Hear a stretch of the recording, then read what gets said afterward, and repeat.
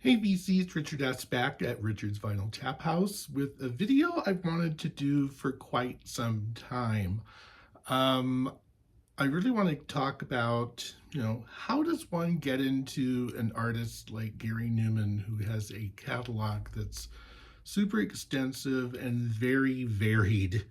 Um, the guy has, been a pioneer of electronic music since, you know, the 70s. Cars came out in 1979. It was a huge hit for him. But to someone who doesn't know anything about Gary Numan's music, where do you start? So I thought I'd share some thoughts on that because it's pretty difficult to kind of narrow it down. I got started with Gary Numan back when the Pleasure Principle album came out. This came out in 1979. This is actually Numan's third album release. We'll talk more about that in a minute. But this is the album that has Cars on it.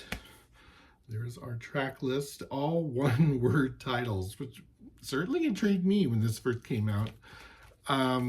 So this is, kind of what I call the, mechanical, frosty, robotic android version of Gary Numan's music, where it was just very cold, uh, sterile sounding almost. Some people are kind of off put by Numan's vocals, which are kind of nasally and devoid of feeling in a lot of senses. But this was a great place to start with Gary Numan. To kind of get an overview of what his early electronic influence is really all about, because this set the tone for a lot of folks. That being said, going backwards into his catalog, replicas with Tubeway Army, which came out just prior to the Pleasure Principle. I think early 79, that might have been released a little bit later. But anyway, this one has a song that was actually a couple of songs are actually fairly huge hits in the UK, Our Friends Electric and Down in the Park. Again, that sort of frosty, very synthy, this guy staring at you, what is he seeing? I love the sort of dark imagery of this album of being, down in the park. There's a man, he's a gray coat, smoking a cigarette. The lyrics tell stories and they're very sci-fi oriented. But a really interesting album. I got so hooked on Our Friends Electric when I finally picked this up. Now keep in mind, I was young. I was in my teens when this stuff was coming out. So I had to pick them up one at a time. So I started with the Pleasure Principle, went to replicas, and then in the United States, his very first album with Tubeway Army didn't get released until later. So this is actually recorded in 1978. Had fairly, I'm not going to say a limited pressing, but he was with Beggar's Banquet in the UK. And this is his more, punk album. Very guitar heavy, crunchy, kind of cold punk. It's a harder guitar album. Because at the time Numan was trying to get signed as a punk rocker, because that was what was was selling at the time. People were getting signed all the time for being punk in the late 70s. So this might be another place to maybe start and go in sequence. Who knows?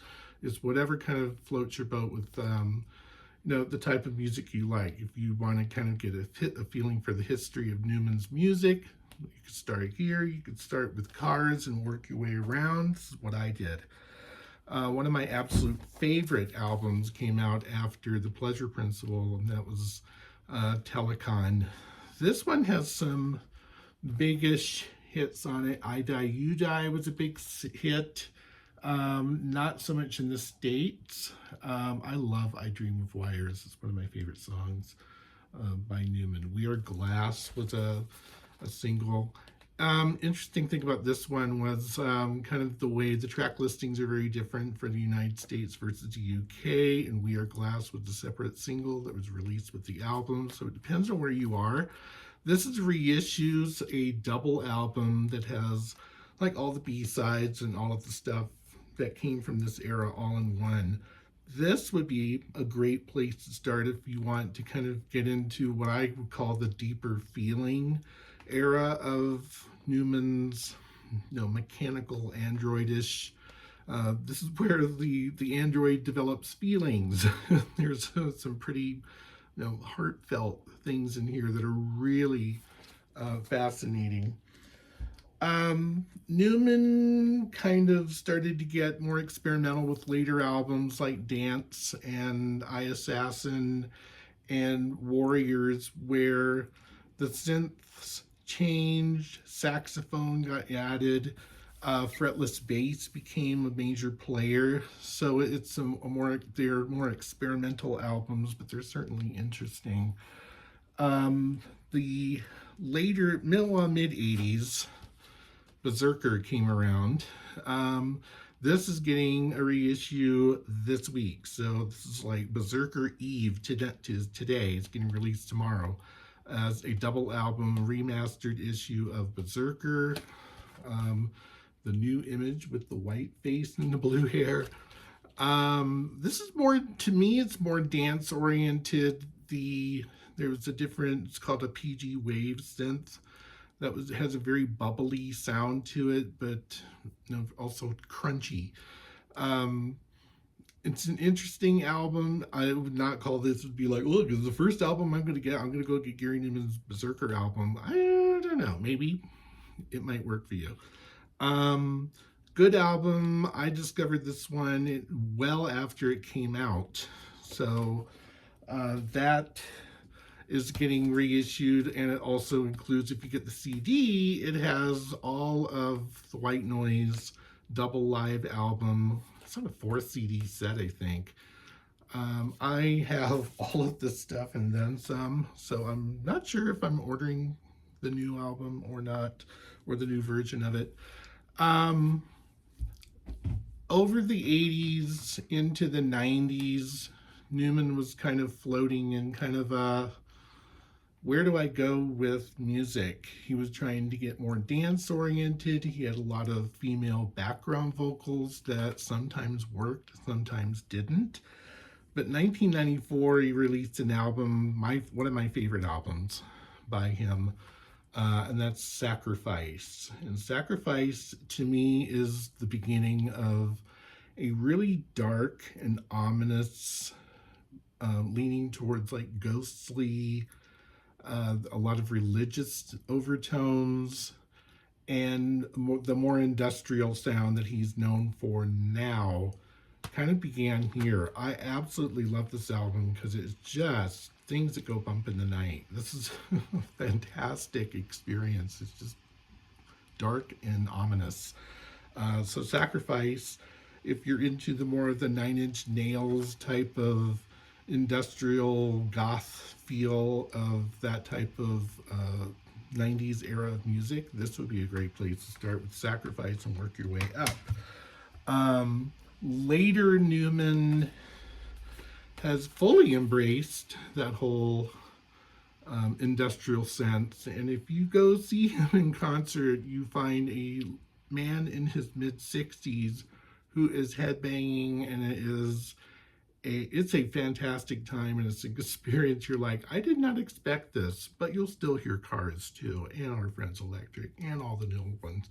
I love how he reinvents a lot of his music from his older music to make it fit with the current times. This is kind of the, cyberpunk. I don't know. We could call it that. I love this era of the last 3 albums from Gary Numan have had that really dark industrial hit to them, and be another place to investigate Gary Numan. So now I'm going to keep this fairly short, but questions about Gary Numan, please ask. I have pretty much the entire discography. I've read lots of books on Numan over the years. I've been a fan since 1979, so that's a long time, and I just follow the guy a lot. So take care. Have a great Numan day. If you go buy Berserker, it's tomorrow. It's releasing tomorrow. It's on Amazon. It's everywhere. Bet at your local store. All right. Take care. We'll talk to you soon. Bye.